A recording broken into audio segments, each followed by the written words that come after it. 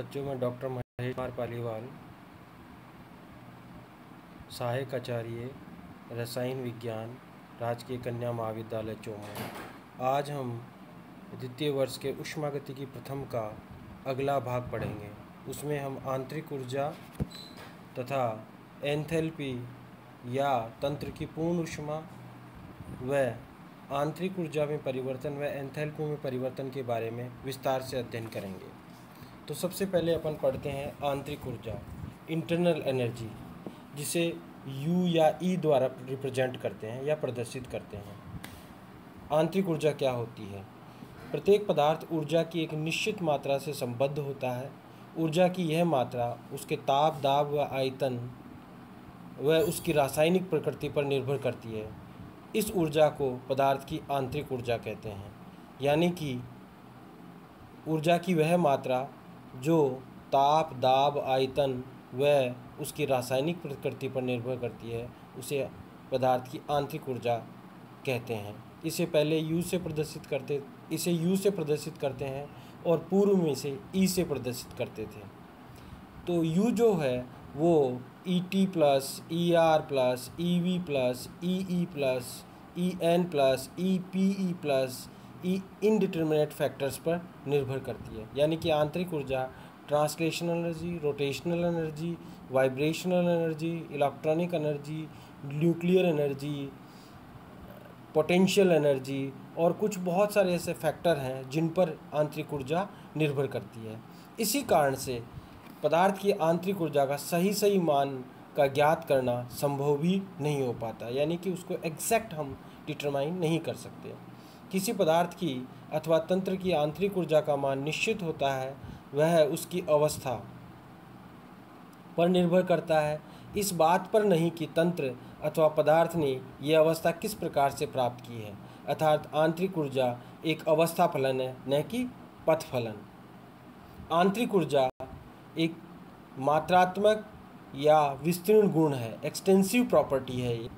आंतरिक ऊर्जा तो ज्ञात नहीं की जा सकती, परंतु आंतरिक ऊर्जा में परिवर्तन को ज्ञात किया जा सकता है। तो आंतरिक ऊर्जा का में परिवर्तन जो हो जाएगा वह delta U is equal to U final minus U initial के बराबर होगा। किसी अभिक्रिया के लिए आंतरिक ऊर्जा में परिवर्तन जो होता है वह समेशन उत्पादों की आंतरिक ऊर्जा माइनस समेशन अभिकारकों की आंतरिक ऊर्जा के बराबर होता है। यानी कि delta U is equal to summation UP minus summation UR, जहाँ पर समेशन U उत्पादों की आंतरिक ऊर्जा है, जबकि समेशन UR जो है अभिकारकों की आंतरिक ऊर्जा है। अब हम पढ़ते हैं आंतरिक ऊर्जा के अभिलाक्षणिक गुण। पहला, चूँकि आंतरिक ऊर्जा तंत्र में पदार्थ की मात्रा पर निर्भर करती है, अतः यह एक मात्रात्मक गुण है। आंतरिक ऊर्जा में परिवर्तन किसी अभिक्रिया से निश्चित ताप व निश्चित आयतन पर ऊष्मा के निकलने या अवशोषण को प्रदर्शित करता है। तीसरी, ऐसा प्रक्रम जिसमें तंत्र से ऊर्जा निकलती है, अर्थात उत्पादों की आंतरिक ऊर्जा का मान अभिकारकों की आंतरिक ऊर्जा के मान से कम हो, तो डेल्टा U का मान जो है वो 0 से कम हो जाएगा, तथा उस स्थिति में डेल्टा U का जो चिन्ह है या आंतरिक ऊर्जा में परिवर्तन का चिन्ह है वह ऋणात्मक होगा।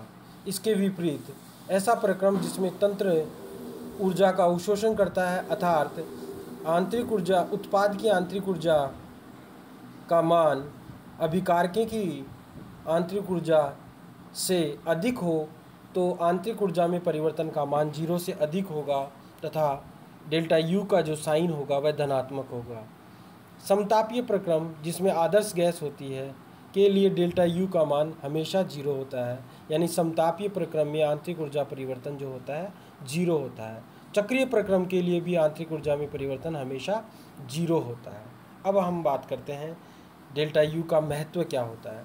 हम जानते हैं ऊष्मागतिकी के प्रथम नियम अनुसार delta U is equal to Q minus W होता है, और इसकी हम अगर W का मान P डेल्टा V रख दें तो हमारे पास Q minus P into delta V हो जाएगा, और सम आयतनीय परिवर्तनों के लिए डेल्टा U का मान 0 हो जाएगा। तो हमारे पास जो है कार्य का मान 0 हो जाएगा। उस स्थिति में हम डेल्टा U जो है आंतरिक ऊर्जा में परिवर्तन है वह QE के बराबर होगा, या QE है वह आंतरिक ऊर्जा में परिवर्तन के बराबर होगा। यानी कि जो ऊष्मा है, स्थिर आयतन पर ऊष्मा का मान जो है वह आंतरिक ऊर्जा में परिवर्तन के बराबर होगा। हम नेक्स्ट बात करते हैं एंथैल्पी या तंत्र की पूर्ण ऊष्मा, एंथैल्पी और heat contents of A system.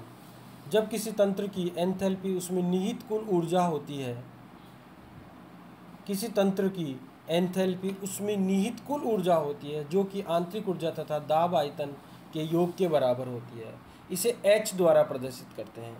H = U + PV हो जाएगा। किसी रासायनिक अभिक्रिया में निश्चित ताप व निश्चित दाब पर ऊष्मा में परिवर्तन एंथैल्पी द्वारा बताया जाता है। एंथैल्पी तो ज्ञात नहीं की जा सकती, पर ठीक जिस तरह से आंतरिक ऊर्जा में परिवर्तन ज्ञात किया जा सकता है, उसी प्रकार से एंथैल्पी में परिवर्तन को भी ज्ञात किया जा सकता है। तो डेल्टा H = हो जाएगा H final minus H initial. किसी अभिक्रिया के लिए डेल्टा H जो हो जाएगा वह हो जाएगा summation HP minus summation HR, जहाँ पर समेशन HP जो है वह उत्पादों की एंथैल्पी का योग है, वहीं समेशन HR जो है वो अभिकारकों की एंथैल्पी का योग है। अब हम बात करते हैं एंथैल्पी के अभिलाक्षणिक गुण क्या क्या होते हैं। यह एक अवस्था फलन है, यह एक मात्रात्मक या विस्तृण गुण है। तंत्र का ये एक मात्रात्मक और विस्तृण गुण है, यानी कि मात्रा पर निर्भर करता है एंथैल्पी जो है। इसे तंत्र की पूर्ण ऊष्मा भी कहते हैं। इसका मान पदार्थ की मात्रा, पदार्थ की प्रकृति व ताप दाब की परिस्थितियों पर निर्भर करता है। एंथैल्पी के सही मान को ज्ञात करना संभव नहीं है, क्योंकि आंतरिक ऊर्जा का सही मान ज्ञात करना ही संभव नहीं है, तो एंथैल्पी को ज्ञात करना संभव कैसे हो पाएगा। अतः एंथैल्पी तो ज्ञात नहीं की जा सकती, पर एंथैल्पी में परिवर्तन को ज्ञात किया जा सकता है। ऊष्माक्षेपी अभिक्रियाओं के लिए हमेशा डेल्टा H का मान नेगेटिव होता है, क्योंकि summation HP is less than summation HR। ऊष्मा शोषी अभिक्रियाओं के लिए डेल्टा H का मान हमेशा पॉजिटिव होता है, क्योंकि summation HP is greater than summation HR।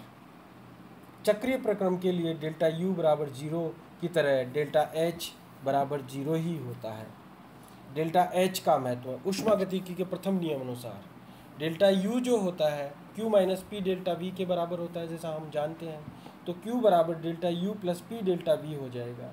अब डेल्टा U बराबर जो है वह U final minus U initial होगा, plus P = delta V = V final minus V initial कह सकते हैं। अब इसको सॉल्व करेंगे तो हमारे पास U final minus U initial plus PVF minus PVI हो जाएगा।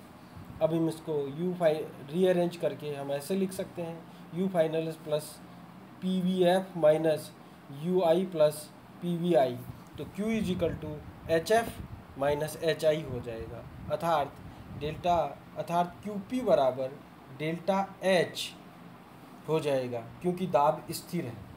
जब दाब स्थिर रहेगा तो हमारे पास QP जो है यानी कि ऊष्मा का मान जो है वह एंथैल्पी परिवर्तन के बराबर हो जाएगा। अतः किसी अभिक्रिया में निश्चित ताप व दाब पर निकली या अवशोषित ऊष्मा एंथैल्पी परिवर्तन के बराबर होती है। अब हम नेक्स्ट बात करते हैं एंथैल्पी परिवर्तन और आंतरिक ऊर्जा परिवर्तन में क्या संबंध होता है। माना एक गैसीय अभिक्रिया है जो समान ताप व दाब पर संपन्न हो रही है, तथा यदि VA गैसीय अभिकारकों का कुल आयतन है तथा VB गैसीय उत्पादों का कुल आयतन है, तथा NA गैसीय अभिकारकों के कुल मोल हैं तथा NB गैसीय उत्पादों के कुल मोल हैं, अतः PVA = NART हो जाएगा। ठीक इसी प्रकार से PVB बराबर NBRT हो जाएगा। अब हम अगर ऐसे लिखें PVB माइनस PVA तो हो जाएगा, इसके बराबर हो जाएगा NBRT माइनस NART। तो हम अब कॉमन ले सकते हैं। अब हम यहाँ पर इसको इस प्रकार से लिख सकते हैं PVB minus PVA = NB minus NA into R T. अब यहाँ पर पी भी कॉमन लिया जा सकता है, P is into V B minus V A is equal to N B minus N A into R T हो जाएगा। तो हमारे पास V B minus V is equal to means हो जाएगा आयतन में परिवर्तन, तो हो जाएगा पी डेल्टा वी।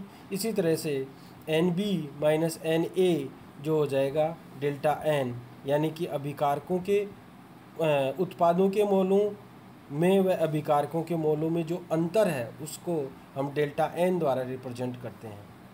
निश्चित दाब पर एंथैल्पी में परिवर्तन निम्न संबंध द्वारा प्रदर्शित कर सकते हैं। Delta H is equal to हो जाएगा हमारे पास delta U plus P delta V, जो कि हमें समीकरण 2 द्वारा प्रदर्शित कर सकते हैं। अब समीकरण 2 में पी डेल्टा वी का मान समीकरण 1 से रख सकते हैं, तो हमारे पास आ जाएगा delta H is equal to delta U plus delta N R T, जहाँ मैंने पहले ही बताया डेल्टा एन है गैसीय पदार्थों के मोलों में प्रक्रम के दौरान परिवर्तन को बताता है, यानी कि गैसीय पदार्थ के प्रोसेस के दौरान मोलों में कितना परिवर्तन होता है उसको डेल्टा एन द्वारा प्रदर्शित करते हैं। डेल्टा एच व डेल्टा यू में अंतर डेल्टा एन के मान व चिन्ह पर निर्भर करेगा। यदि डेल्टा एन का मान 0 होगा तो डेल्टा एच और डेल्टा यू का मान बराबर होगा। यदि डेल्टा एन का मान नेगेटिव हो, यानी उत्पाद के मोलों की संख्या कम हो, तो डेल्टा एन का मान नेगेटिव होगा, तो delta H is very very less than delta U हो जाएगा।